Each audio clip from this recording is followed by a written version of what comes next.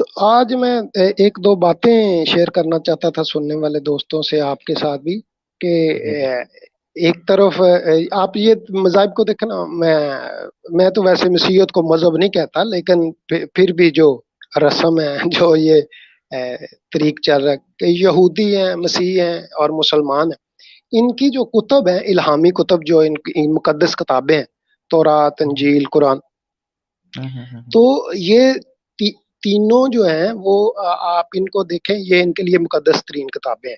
دوستوں، اگر آپ کو مائنورٹیز کے غریب بچے جو اپنی کتابیں، یونیفارم یا ایجوکیشن حاصل نہیں کر پاتے غربت کی وجہ سے، اگر آپ ان کی مدد کرنا چاہیں تو آپ ان کی مدد کر سکتے ہیں www.patreon.com جماعت حق پر جا کر ان کو ضرور مدد کریں۔ لیکن صرف جو ہے مسلمان کہہ رہے ہیں کہ جی تورات بھی بدل گئی اور انجیل بھی بدل گئی۔ کتاب مقدس کے بارے میں حقائق کیا ہے نا؟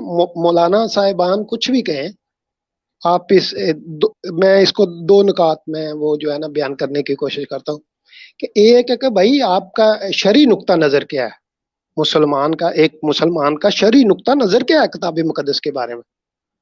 صحیح، دیکھیں شریعت کیا کہتی ہے آپ کو، ہے نا؟ صحیح، آپ کا ایمان کیا کہتا ہے، آپ کا عقیدہ کیا کہتا ہے، مولوی کو کہنے دو جو بھی کہتا ہے، صحیح، صحیح، صحیح۔ اچھا جی، شرم جو مسلم جڑے ہیں اپنے ساتھ ایک ہاں جی مسلم جڑے ہیں، آپ کمپلیٹ کریں پھر ان مسلمس کو جی لیتے جی ہیں۔ تو کتاب مقدس کے بارے میں مسلمان اس بات کو سمجھنے کے لیے تیار نہیں ہے۔ عام مسلمان کی بات کر رہا ہوں، کیونکہ ان کے سامنے تو مولوی کا نقطہ نظر ہے نا۔ میں انہیں کہتا ہوں کہ آپ شرعی نقطہ نظر ڈھونڈو، آپ یہ پوچھو کہ بھائی شریعت کیا کہتی ہے، اسلام کیا کہتا ہے، مولوی جو کہتا ہے وہ اسے کہنے دو۔ تو شرن یہ اللہ کا حکم ہے قرآن مجید میں، سورہ بقرہ میں کہ اس پر ایمان لاؤ، آمنت باللہ و ملائکتہ و کتبہ، ان کتابوں پر ایمان لانے کا حکم جو ہے وہ خدا کی طرف سے، صحیح، صحیح، اور پھر اسے نافذ کرنے کا حکم ہے۔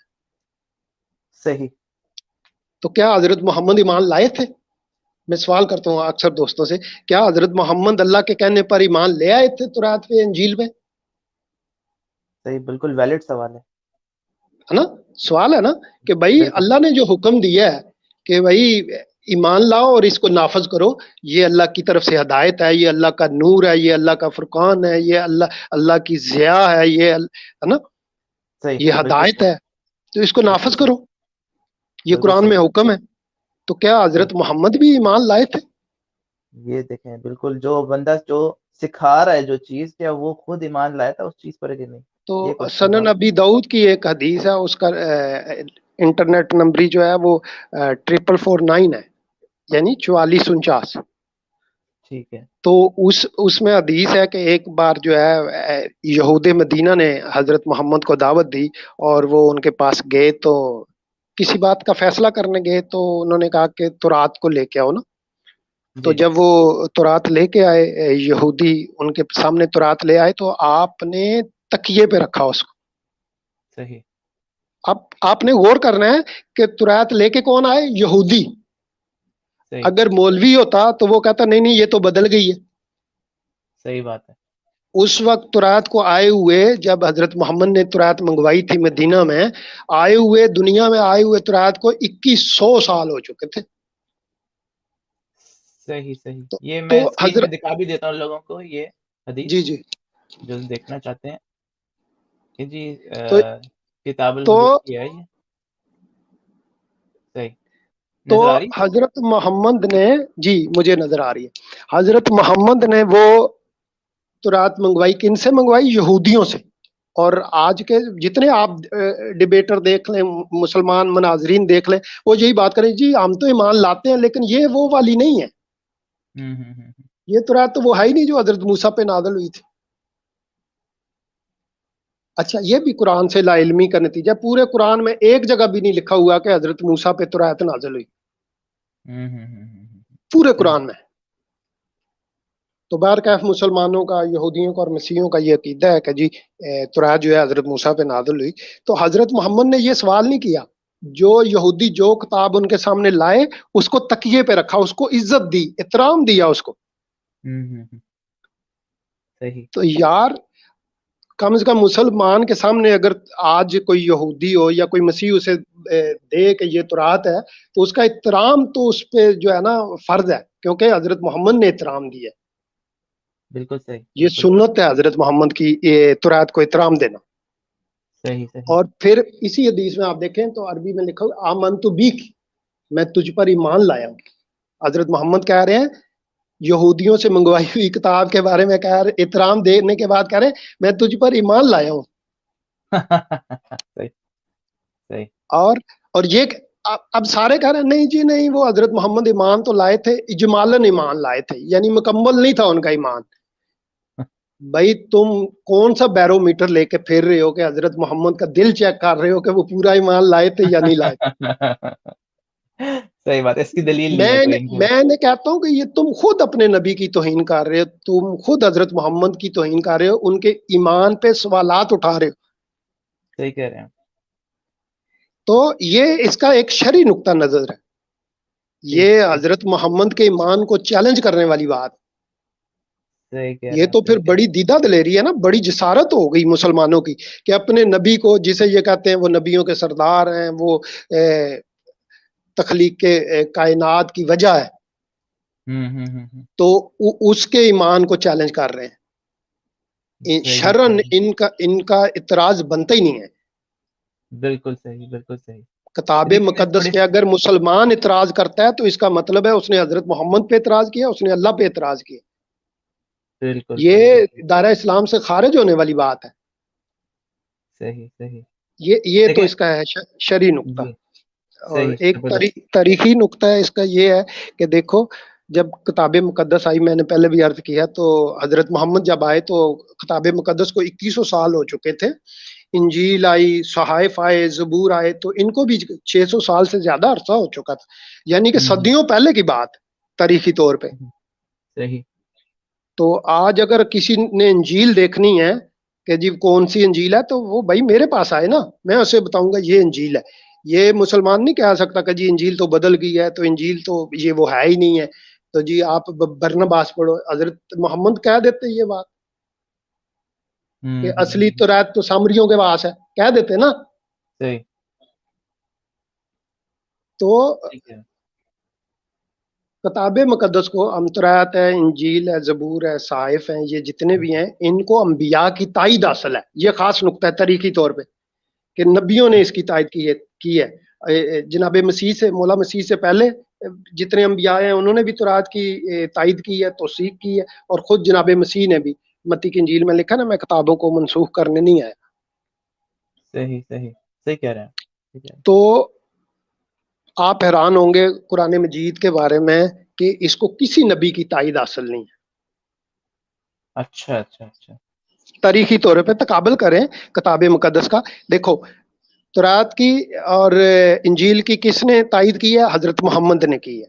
हजरत मोहम्मद को तो ये नबी मानते हैं ना मुसलमान, सही। नबियों का सरदार मानते हैं, तो उन्होंने तायद की है, जनाब मसीह ने तायद की है, बाकी अम्बिया थे, अजरा अलैहिस्सलाम थे या यसाया अलैहिस्सलाम, जितने भी अम्बिया गुजरे उन्होंने तायद की।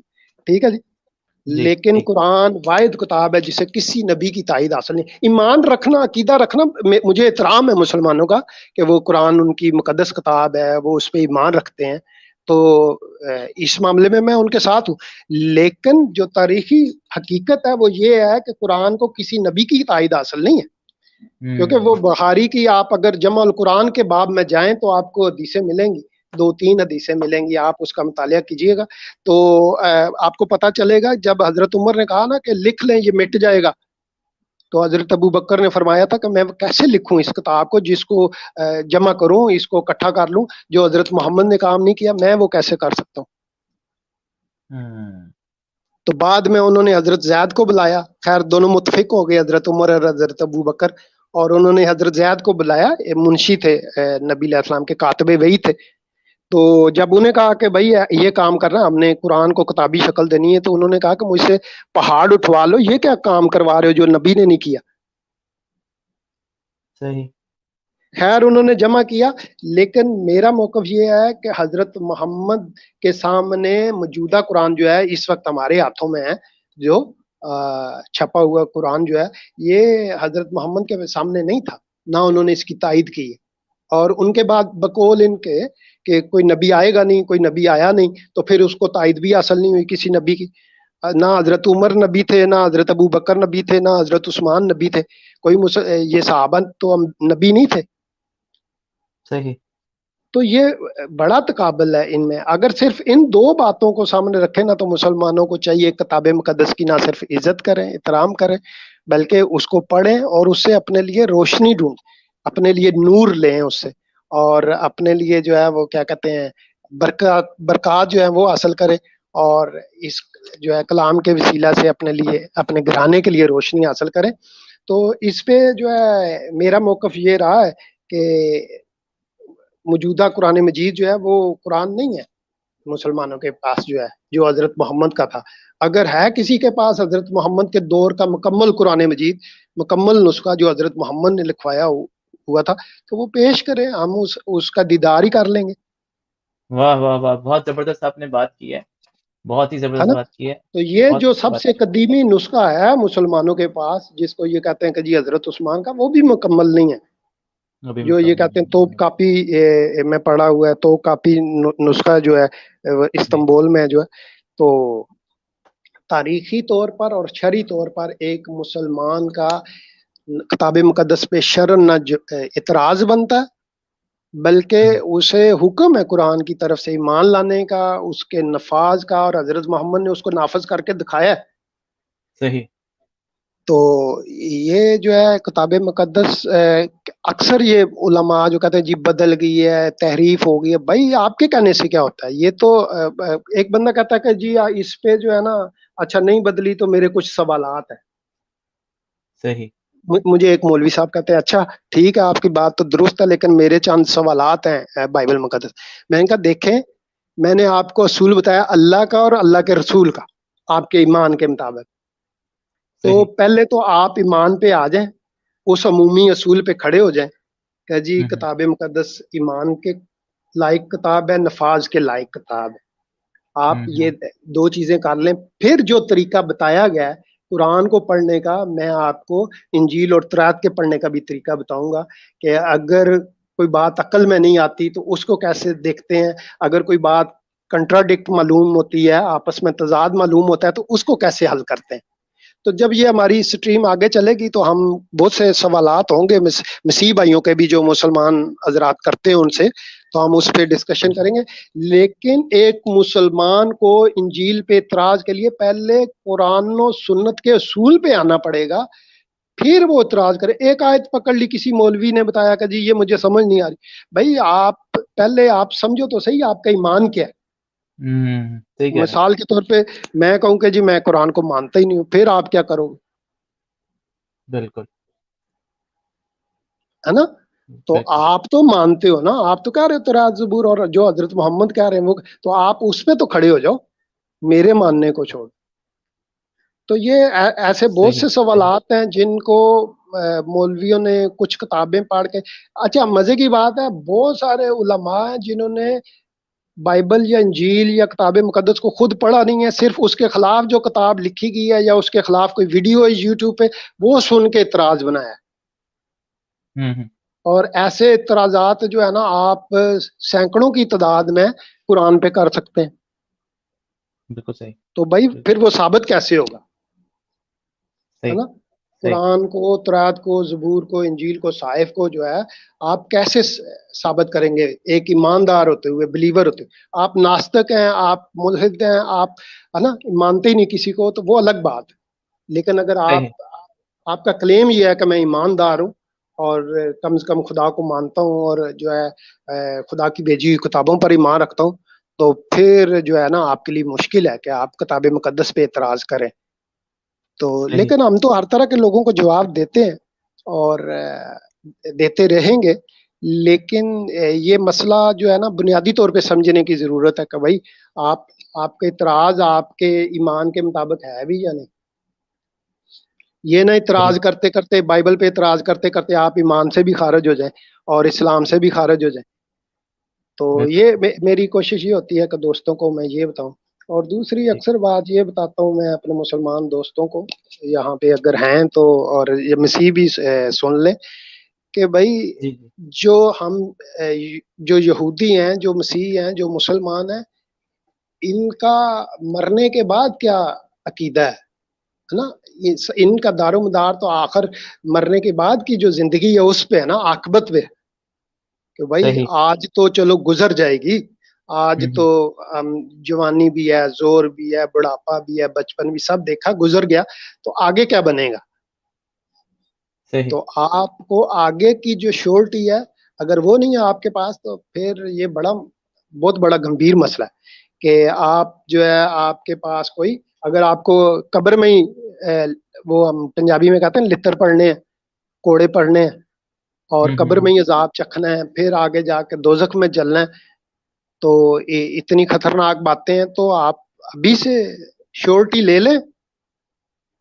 تو صحیح. میرا یہ ایمان ہے کہ کسی کتاب نے آج تک گارنٹی نہیں دی کہ بندہ مرنے کے بعد کدھر جائے گا، وہ سوائے جو ہے مولا مسیح اچھا نے جی، کہا تھا ایک کہ میرے پاس.